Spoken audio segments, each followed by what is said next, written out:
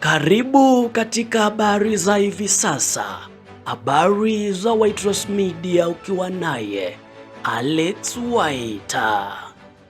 Naam, sekunde imenawiri na kuwa dakika, dakika ikanawiri na kuwa saa. Sasa ni saa 6 za mchana saa za Afrika Mashariki. Ujambo na karibu mpenzi mtazamaji na msikilizaji katika habari za hivi sasa, habari za Waitress Media. Mie ni Alex Waita na kwanza tupate vidokezo. Ajuza wa miaka 100 ajijengea kaburi ndani ya nyumba, ataka atumiwe mchango wa mazishi yake.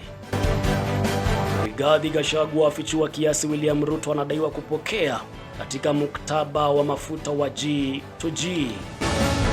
Na kwingineko ni kwamba William Ruto amemwomboleza mwimbaji aliyeshambuliwa kwa kujichora picha yake. Habari kamili. Dorothy Nantali aliwashangaza wanajamii wake baada ya kujenga kaburi lake mwenyewe ndani ya nyumba yake na kupanga sherehe.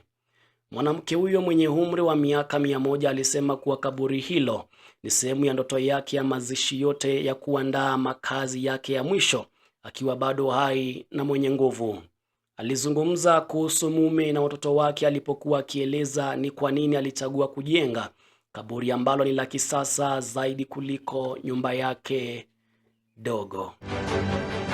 Kwingine ni kwamba Rigathi Gachagua alidai kuwepo kwa kashfa katika mpango wa serikali wa mafuta kati ya serikali na serikali, jambo lililochochea maandamano ya kitaifa. Alimlaumu Rais William Ruto kwa kunufaika na mgogoro wa siasa wa mafuta, akitaja kiasi anachodaiwa kupata kwa kila lita ya petroli na dizeli. Gachagua alitoa mapendekezo yaliyolenga kupunguza bei ya mafuta, ikiwa ni pamoja na kupunguza faida ya wauzaji wa mafuta. Na kwingine ni kwamba Rais William Ruto ameomboleza kifo cha mwimbaji wa nyimbo za Injili Rachel Wandeto ambaye aliuawa katika shambulio la petroli jijini Nairobi. Kifo cha Wandeto kilihusishwa na tatu zake za kisiasa zilizokuwa zikimuunga mkono Ruto kuchaguliwa tena katika uchaguzi wa mwaka wa 2027.